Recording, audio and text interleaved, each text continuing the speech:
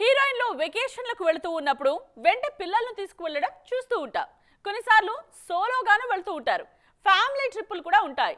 అలా పక్కా family trip plan చేశారు mister and Mrs Ranbir. వారిద్దరూ రాహా పాపను కూడా వెంట పెట్టుకుని వెళ్లారు. అయితే వీరితో పాటు ఓ కెప్టెన్ కూడా ట్రావెల్ చేశారు. ఈ ట్రిప్ కి వార్ సీక్వెల్ కి సంబంధం ఏంటి? యానిమల్ సినిమా ఇచ్చిన కిక్ ని ఇంకా ఆస్వాదిస్తున్నారు రణబీర్ కపూర్. ఈ సినిమా చేసిన తర్వాత తండ్రిగా తన ప్రేమ వెయ్యింతలు పెరిగిందని చాలాసార్లు చెప్పారు రణబీర్. లేటెస్ట్ గా భార్య ఆలియా, పాప రాహాతో కలిసి ట్రిప్ కి వెళ్లారు.